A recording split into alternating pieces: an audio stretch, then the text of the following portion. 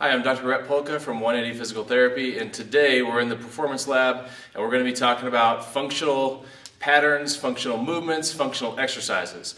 There's been a big push lately for functional movement patterns, both in the clinic and a lot of YouTube videos, online, blogs, all that kind of stuff. So what I wanted to do today is break down what we determine as a functional movement or a functional pattern or a functional exercise. There's certain things that have to happen in order to be functional in our book, and here's what they are. Functional, first thing, it mimics activity.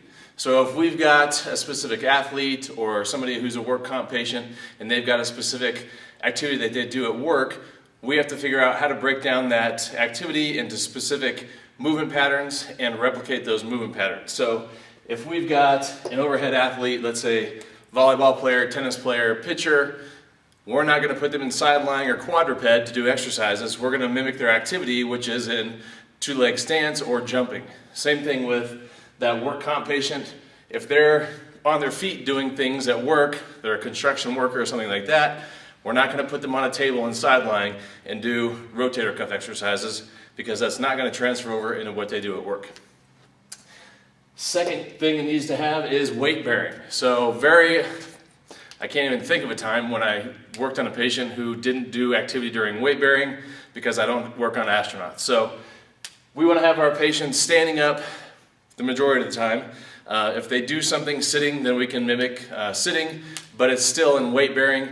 When you're in weight bearing, you have input from a lot of different muscles, because when you're weight bearing, it causes those muscles to contract to stabilize joints. So there's a lot of communication going on across the joint from multiple muscles, and this is what's functional. It's not functional to go down the path of breaking down movement patterns to one specific joint or one specific muscle, because that's not how you function on the average daily basis when you're playing sports, doing things at home, cleaning the house, that kind of stuff. So we want to be mimicking our activity, we want to be in weight bearing, and we want to have a transverse plane component. So there are three cardinal planes of motion. You have sagittal, you have frontal, and you have transverse. So transverse plane means that you're moving, you're spinning this direction, and that's what is the most important plane for function. We can't function without a transverse plane component. Now the important thing is it's a component, it's not the transverse plane by itself, because if you go back to the rotator cuff exercise, this is in the transverse plane. This is not functional. I don't have pitchers that come in and go through their pitching form, then all of a sudden drop down here to throw the ball here, okay? So it's got to have a transverse plane component in an aplanar motion, which means we're never moving in one plane at one time. So if we break down functional movement patterns, they happen crossing all three of those planes, and they happen in an aplanar motion because there's no way to define or name all of those planes. So if we look at the transverse plane, if I do this as an exercise, I just moved in the transverse plane, but my joints did not. The joints that make up my shoulder girdle didn't move in the transverse plane, my cervical spine did not move, my thoracic spine did not move. I as a whole moved in the transverse plane, but the joints did not move. The important thing is that your joints must have a transverse plane component as you're exercising, moving through an aplanar motion in order to be functional. And the last thing is we have to have pronation and supination, which means our joints are loading and unloading. We don't want to load a joint that has not, or unload a joint that has not previously been loaded. That would be dysfunctional. So when we're going through our functional movement patterns and our exercises, we always want to be barefoot as much as possible, because that will allow the foot to go through pronation and supination, which allows the knee, the hip, the lumbar spine, all to pronate and supinate, which allows us to be not only functional but safe and use the entire range of motion instead of just using part of the range of motion because we're limiting pronation with a shoe or an insert or something like that. So reviewing one more time, in order to be functional, we have to mimic our activity, we need to be weight bearing, we have to have a transverse plane component, and we must be pronating and supinating or loading and unloading. Since we're on the topic of functional exercise, let's first review what we should be doing for our warm-up to make sure we don't get hurt and we maximize our performance. So our warm-up must-dos, always remember to stretch, because if you feel tight, that means there's something wrong with that muscle and you need to break it down and stretch it out to make it relax. Another way you could do that is to roll out with either a foam roller, lacrosse ball, one of those sticks. Fantastic idea, great way to break down muscle so it can't contract anymore. Massage would be the same thing as rolling out. And of course, the big thing, the hot topic right now, myofascial release, which is a great thing to do before you exercise because, once again, you don't want your muscles to be tight, you want them to be loose and weak, which is what all of these things do. And if you've been a patient before, or you've been to one of our classes, or you've watched our other videos, you know that these are not must-dos, these are never-dos or must-don'ts. So we never stretch, we never roll, we never massage, and we most definitely never do myofascial release, because what those things do is sacrifice your strength for mobility. And if you watched our videos before, you know that we want to get mobility, stability, and strength to all be at the joint during the full range of motion. That's what's going to decrease our risk of injury. That's what's going to increase our time to heal, or increase our ability to heal from an injury, and it's also going to maximize our performance level. So anything you do to make muscles relax is a bad idea, because we all know that muscles are a contractile tissue. They are not a relaxile tissue. They either contract more or they contract less, and when you force them to relax, bad things happen. So if you want more info on that and you missed the other videos, go back and watch the videos on motion-ability, watch the video on the law of reciprocal inhibition, and watch the videos on active warm-up, because that will teach you how to do what you should be doing, which is functional active warm-ups, which are mimicking activity. They're in weight bearing. They have huge transverse plane components, and they teach your body how to pronate or load and supinate or unload. Now let's get to what functional exercise looks like in the gym. The next exercise is a slam ball variation that we did with a firefighter who had a herniated lumbar disc. He actually had a 16 millimeter herniation at L4, L5 with stenosis above and below that level. So he was pretty limited with his motion when he came in, but got things kicked on pretty quickly and was able to return to work. So with him, this exercise that I'm going to show you is a combination of a chop motion with a slam ball.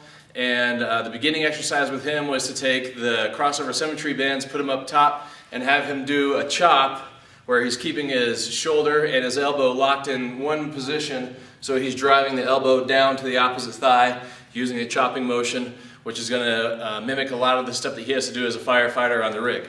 So what I'm going to do is show you a couple reps here, face forward, and then I'll turn to the side. Notice when I'm coming down that I'm using my trunk to come out with the overhead motion over the top, and when I finish, my feet are going to be parallel. When I start, I'm going to be in a staggered stance.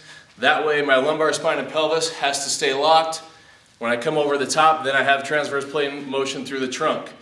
Also notice what's going on my feet. I'm pronating and supinating, loading and unloading coming through, and when I finish, my lumbar spine is going to be in full flexion. I'm going to be in a full squat, so I maximize dorsiflexion, knee flexion, hip flexion, and lumbar spine flexion. Remember, if it's functional, you got to be moving the lumbar spine. So we want those people, firefighters, athletes, whatever it is, to be able to get in and out of positions at the lumbar spine. So we don't teach lumbar spine neutral. Now, if we do have somebody doing a weighted squat, obviously we want to keep lumbar spine in one position and not break when we go down. But if we're doing functional activity and we're giving them strengthening exercises that will get them in and out of bad positions, we have to go through full range of motion.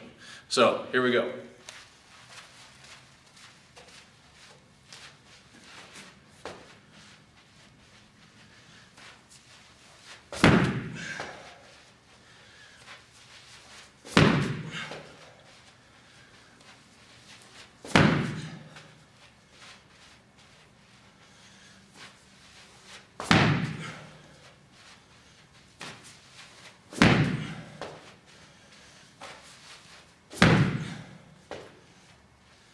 Next scenario is a high school baseball player who has low back pain when he is taking batting practice and swinging a bat in games. Now this motion here is going to be a lot of pure transverse plane rotation, which is okay. That's a lot of what he does when he's swinging a bat. We like to have more of a transverse plane component with a lot of aplanar motion. So remember that this, although it is heavy in transverse plane, it's only a part of what we gave him. So the other pieces of the puzzle that we gave him for home have a lot more aplanar motion to get him out of the strict transverse plane. But I like this because it's a push-pull, so you've got both posterior and anterior chain components working at the same time, and it's once again a big transverse abdominis exercise. Obliques are also kicking in, but you also get some anterior-posterior chain stuff. So I've got a band hooked to one squat rack in the front, another band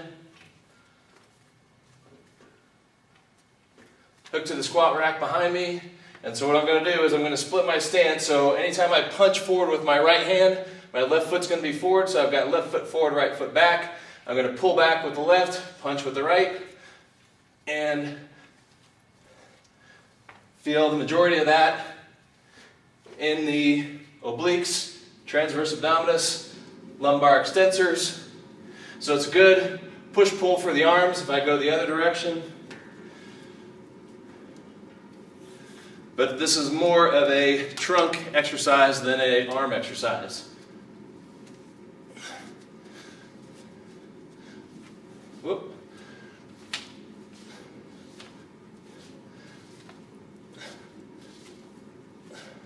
Here's the most advanced exercise that we're going to go through today. This was an exercise that I gave a gymnast patient of ours that was having a problem getting through her rotation because she was having issues with loading through the right scapula to the left gluteus maximus. So we wanted to work a lot of posterior chain stuff, but just like with the other exercise today, I like to do a punch pull at the same time.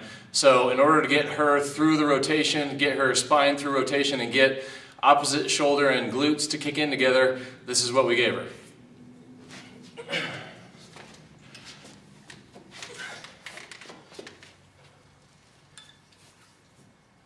So without resistance, we can just grab TRX and come up. So our finishing point is all the way at the top. Our beginning point is here. Notice my pelvis is trying to stay flat and level. I'm not turning this way because now I just took the transverse component out of my spine and just wrapped it through the whole chain. So what I want to do is keep pelvis and feet locked on the ground here. So when I come down, I've got rotation. And I've got rotation. If I want to add resistance, just grab a kettlebell, and it's going to look like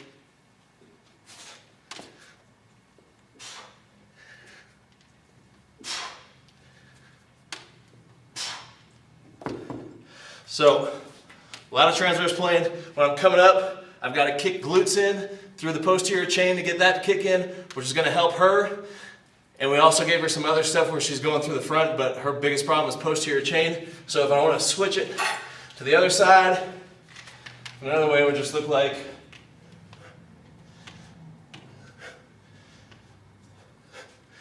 to do this a little bit easier. The more horizontal you are, obviously the harder it is. So we can start people by standing up and leaning back and rotating through, and then at the end adding resistance. Those are some examples of functional exercises that we use here at 180 Physical Therapy with our patients. Hopefully that got you thinking. Hopefully you understood what goes into making a functional exercise per our definition. Also remember that these are part of a progression. They're part of other exercise components, so we don't just give those exercises to our patients by themselves. So it's all part of a system. Also remember that these are done after dynamic and active warm-up. Also remember, please do not stretch, foam roll, myofascial release, all that kind of stuff, unless you want to see more of us. If you have questions, feel free to email those to us. The email address will come up here in a second. Hopefully that got you thinking, and if you have questions, comments, just send them to us and we'll get back to you. Until the next time, think different, live well.